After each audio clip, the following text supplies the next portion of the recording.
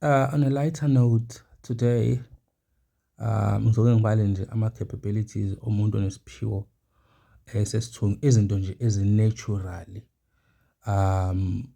ozalwa nazo uma ngabe unesithunywa okanye unabantu abadala, but mostly uma ngabe unesithunywa, because isithunywa is some type of energy that is extremely natural, into le osuka nayo esifuni samama ukancane nje isithunywa vele sisuke sikuthathe nje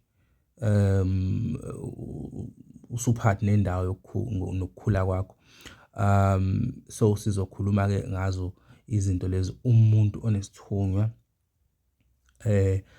amandla anawo, though I always advise ukuthi even if uyazazi ukuthi you are a person who was given these spiritual powers, never ever uziphakamise indlela yesithunywa ukuthi fa uhleli uthobile. So ngena kuyona.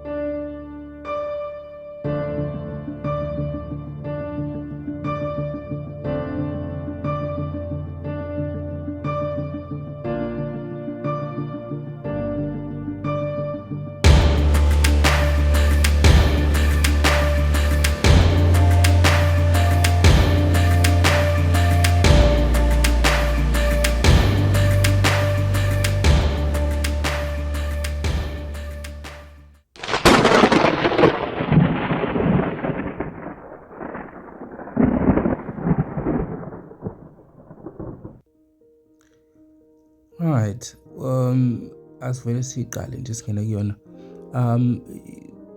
Isiphiwo somuntu wesithunywa isiphiwo sokuthi ubone, whether ubonelela wena or umndeni or ihlobo or i-community, esokuthi ubone, and umuntu onesithunywa noma nabantu abadala uyabona naturally.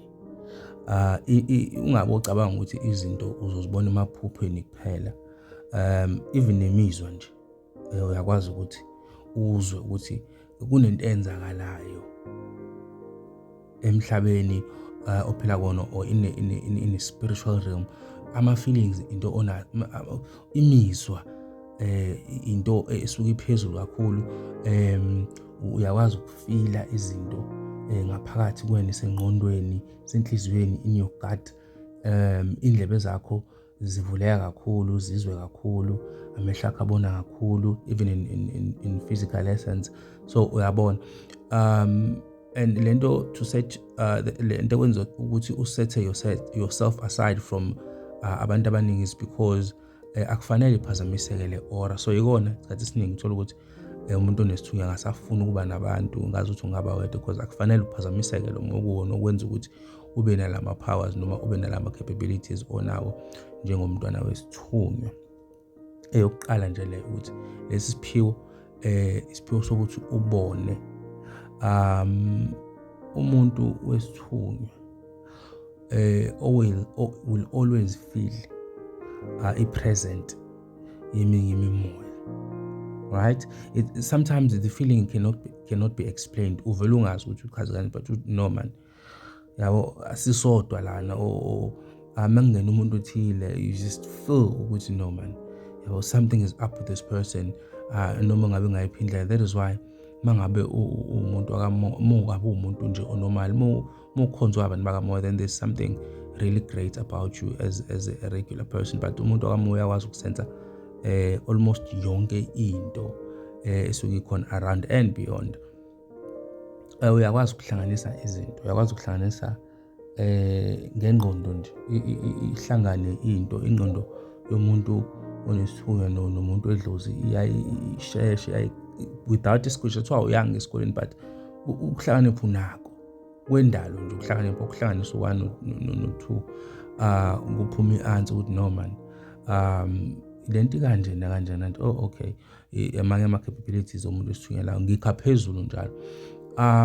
Umuntu wesithunywa khona lento le uthola ukuthi mangine chaos especially when there's chaos all around umhlaba, when there's chaos, when there's panic, abantu abanezithunywa tend to strive. Yabo, they tend to strive where there's chaos. Angazi ukuthi why that happens, but that is a phenomenon that I'm yet to investigate. Which why do people abanezithunywa strive? No, just strive so much when there's so much chaos all around, when there's panic and more, and they just strive. It's more especially financially nakwamanye ama-sectors. Njengoba ngisho sika phezulu, all in all, umuntu osithunywa uphiwe izinto zokuthi nje akwazi ukubona nokuzwa imizwa yakhe isebenze ngendlela ephindiwe. Lokhu ungakuthathi ukwenza ukuthi uzibone ukuthi ungcono kunabanye abantu, ngoba izithunywa zizwane nomuntu osikhukhumezayo. Zama ngayo yonke indlela, ngoba i-ego isifo esinaso sabantu. Ungacabanga ukuthi ngoba unesithunywa you so special. No, always treat yourself like you're just a regular person. Imisebenzi yakho kube ukukhulumelayo ukuthi cha, this person cha Nkosi yami uphiwe, noma ke uyinto ekhethwe emazolweni. Sisazoqhubeka naso sisayika phezulu. Ngiyabonga.